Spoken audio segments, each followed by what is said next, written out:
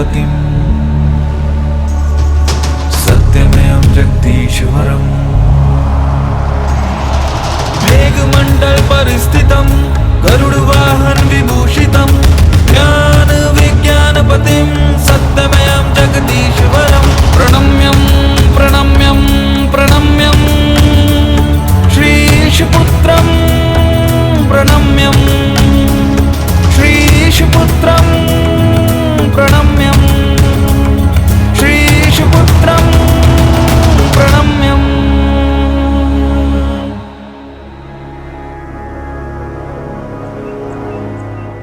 सुदूर हिमालय पर एक अत्यंत मेधावी, प्रबुद्ध किंतु स्वभाव से बड़े ही मधुर महासिद्ध रहा करते थे, जिनका नाम था महासिद्ध रेतसनाथ।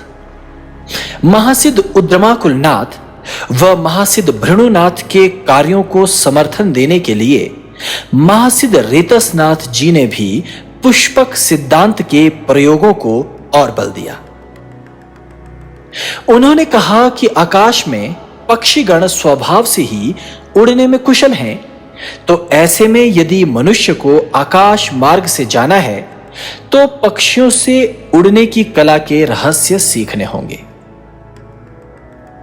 साथ ही महासिद्ध रेतसनाथ ने अपने ही वाक्यों में संशोधन करते हुए कहा कि यद्यपि पक्षीगण ही उड़ने की प्रेरणा है, किंतु पक्षी भी अनेकों प्रकार के होते हैं। कुछ पक्षी अत्यंत लघु, कुछ मध्यम और कुछ बड़े होते हैं। तो ये ठीक ठीक निर्णय करना होगा कि हमें किस पक्षी की भांति आकाश में उड़ना है। महासिद्ध रेतसनाथ अपने शिष्यों को समझाते हुए कहते हैं कि कुछ पक्षी झुरमुट में ही जीवन व्यतीत कर देते हैं, तो वहीं कुछ पक्षी कई पर्वतों को लांघने का सामर्थ्य रखते हैं। तो कुछ पक्षी गिद्ध के समान व गरुड़ के समान आकाश में उड़ते हैं, तो कुछ पक्षी देश देशांतर के भ्रमण का भी सामर्थ्य रखते हैं। इसलिए यान भी इन पक्षियों की भांति ही होंगे। इसलिए यान की आकृति भी किसी पक्षी की भांति ही होनी चाहिए और उनका सामर्थ्य भी इन विविध पक्षियों के अनुरूप होना चाहिए। इस प्रकार अपने शिष्यों को महासिद्ध रेतसनाथ ने पक्षी की आकृति वाले यान बनाकर दिखाए। आज हिमालय के इन वनों में ढलती हुई संध्या की बेला में मैं भी महासिद्ध रेतसनाथ द्वारा बताए अनेक यानों में से 2 प्रमुख पक्षी यान बनाऊंगा। अभी तक मैंने जितने भी यान बनाए उन्हें बनाना अपेक्षाकृत काफी सरल था, किंतु अब धीरे धीरे यानों का निर्माण जटिल हो रहा है। बांस के द्वारा पक्षी की संरचना निर्मित करना बेहद जटिल कार्य है। यद्यपि मैं बहुत अच्छे से सरल पक्षियों की आकृतियां बना सकता हूं, किंतु मुझे अपनी शैली नहीं वरन महासिद्ध रेतसनाथ जी की शैली को ही दिखाना है। इसलिए मेरा पूर्ण प्रयास रहेगा कि मैं पक्षी को वैसा ही बनाऊं जैसा उन्होंने वर्णित किया है। इस पक्षी की प्रथम आकृति बनाने में बहुत लंबा समय लग गया। मैं आपको यह अवश्य बताऊंगा कि पुष्पक सिद्धांत अब अलग अलग नामों से पुकारा जाने लगा। कोई इसे आकाशचरी विद्या कहने लग गया, कोई इसे उड्डन तंत्र कहने लगा, कोई इसे वायुगमन कहने लगा, और इन सब के साथ ही पुष्पक सिद्धांत के कई आचार्य व कुल भी निर्मित होने लगे। यानों को बनाने के लिए महासिद्ध ध्यावानाथ ने पहली बार काष्ठ का प्रयोग करना आरंभ किया। यद्यपि उन्हें शीघ्र सफलता प्राप्त नहीं हुई। उधर महासिद्ध असिचर चमड़े से व काष्ठ आदि तत्वों से यान निर्माण के प्रयोग में जुटे हुए थे। वहीं महासिद्ध अतिवीर बिना पंखों के केवल लेप अथवा रसायन गुट्टिका के द्वारा उड़ने के सिद्धांतों को खोजने में जुटे थे। वही महासिद्ध खंजनीनाथ, जो वस्त्रों को निर्मित करने में बेहद कुशल थीं, उन्होंने ऐसा वस्त्र निर्मित किया जो बहुत दृढ़ था। उनका वस्त्र इतना अद्भुत था कि उसके एक पक्ष को मधुमक्खियों के मोम को पिघलाकर बनाया गया था। वह वस्त्र के दूसरी ओर को मिश्रित पर्वतों और वनों से लाए गए विविध प्रकार के गोंद को उबालकर एक विशिष्ट लेप का निर्माण कर उसे लगाया गया था। और यही वह प्रयोग था जिससे पुष्पक सिद्धांत का पालन कर यान बनाने वालों को बड़ी सहायता प्राप्त हुई। और इस घटना से पुरुष महासिद्धों के साथ साथ पुष्पक सिद्धांत और यान विद्या के क्षेत्र में स्त्री महासिद्धाएं भी आ गई और उनके आने के बाद इस विद्या को और तीव्रता प्राप्त हुई। किंतु अभी तो मैं महासिद्ध रेतसनाथ द्वारा बताई विधि पर ही स्थित रहूंगा। उन्होंने अपने यानों पर साधारण वस्त्र ही लगाया था और उस पर कोई गोंद अथवा लेप भी नहीं। इसलिए मैं भी अब 2 यान बना रहा हूं और दोनों पर उसी भांति साधारण वस्त्र लगाकर ही प्रयोग करूंगा। यद्यपि इस प्रथम यान को महासिद्ध रेतसनाथ ने नाम दिया शयेन। शयेन का अर्थ होता है गरुड़, किंतु मुझे तो यह यान शयेन नहीं अपितु खंजन प्रतीत होता है। खंजन का अर्थ होता है सारस। मैंने इस पक्षी यान की चोंच, आंखें, चोटी सब भली प्रकार निर्मित किए ताकि आपको किसी वास्तविक पक्षी जैसा ही आभास दे सके। फिर मैंने बताए गए नियमों के अनुसार संतुलन आदि जांचा और तब यह पहला पक्षी यान प्रयोग के लिए तैयार हो गया। किंतु स्थिर वायु में यह पक्षी थोड़ा उड़ तो अवश्य सकता है, किंतु हिमालय की इस शीतल वायु में और तीव्र वायु में यह पक्षी उड़ने में असमर्थ है। शयेन यान के सफल ना होने के बाद भी महासिद्ध रेतसनाथ ने अपने शिष्यों को यह यान बनाना अनिवार्य कर दिया, क्योंकि इसे निर्मित करने में एक अद्भुत ज्ञान की प्राप्ति होती है। उसी ज्ञान के आधार पर महासिद्ध रेतसनाथ ने दूसरा पक्षी यान निर्मित किया। यह ज्ञान कहता है कि पक्षी का शरीर छोटा और पंख वृहद होने चाहिए, पूंछ भी पंखों के अनुपात में होनी चाहिए और बिना भार के गति, संतुलन व स्थिरता वायु में प्राप्त नहीं होती।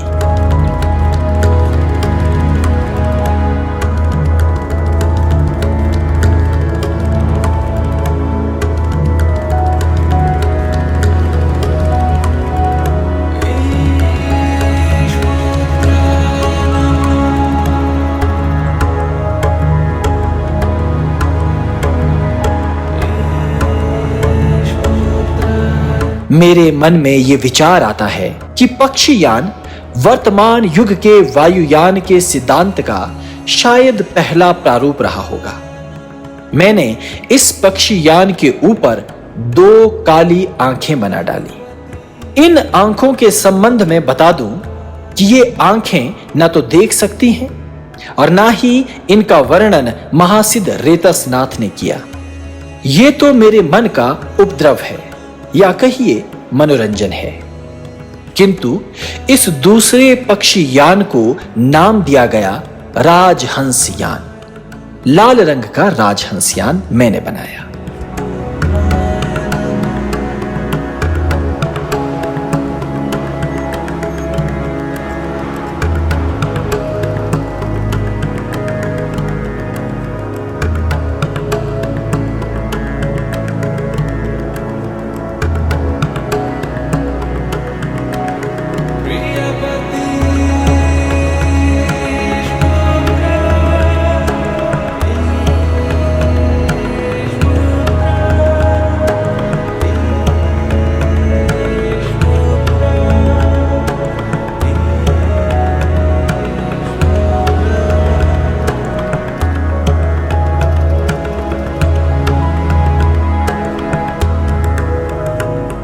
जब इसने उड़ान भरी तो इसका संतुलन नहीं बन रहा था, किंतु अभी तक बनाए गए यानों के कारण मैं जानता था कि इसे बस लंबी गर्दन की आवश्यकता है।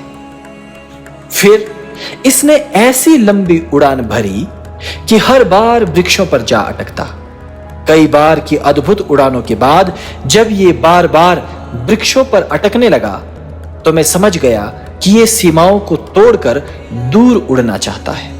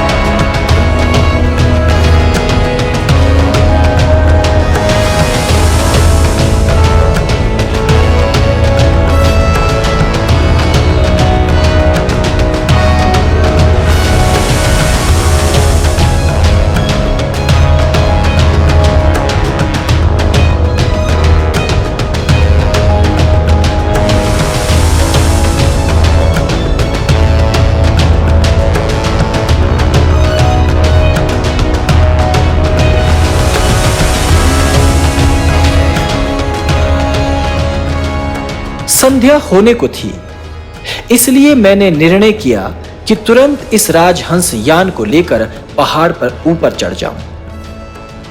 ऊपर चढ़ने में मुझे बहुत समय लग गया और पहाड़ पर ऊपर तीव्र वायु बह रही थी। कुछ समय के बाद जब हवा रुकी, तब मैंने इस राजहंस यान को वायु में छोड़ा, किंतु वायु के प्रभाव के कारण पहली बार ये उड़ नहीं पाया और दूसरी बार ये पर्वत से नीचे वृक्षों के पीछे से होते हुए वायु वेग का सामना करते हुए बढ़ता गया, किंतु इसका एक पंख वृक्ष से जा लगा और ये धरती पर आ गया। यदि साफ मौसम में इसे छोड़ा जाए तो अभी तक के सभी यानों में सबसे दूर जाने की इसकी सबसे अद्भुत क्षमता है।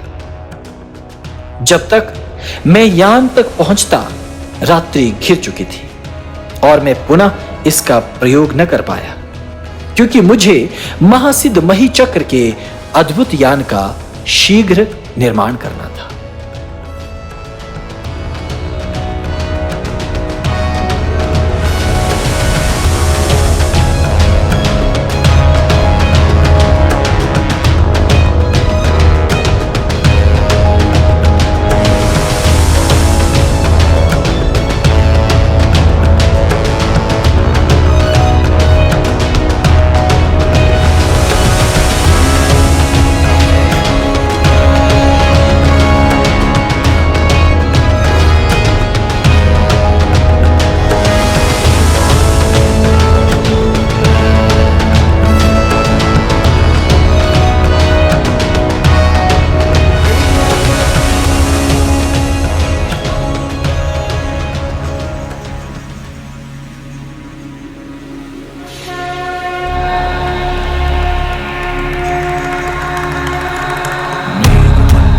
स्थितम्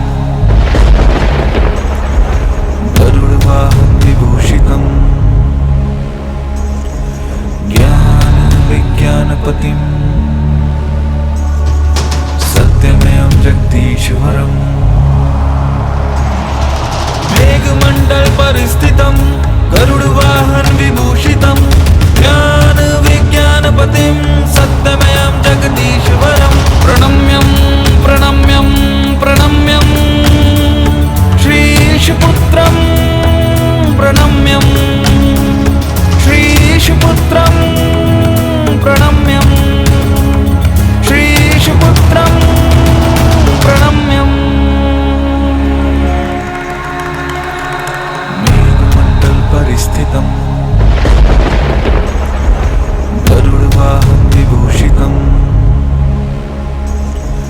ज्ञानविज्ञानपतिं सत्यमेव जगदीश्वरम् मेघमण्डल परिस्थितं गरुडवाहन विभूषितं ज्ञानविज्ञानपतिं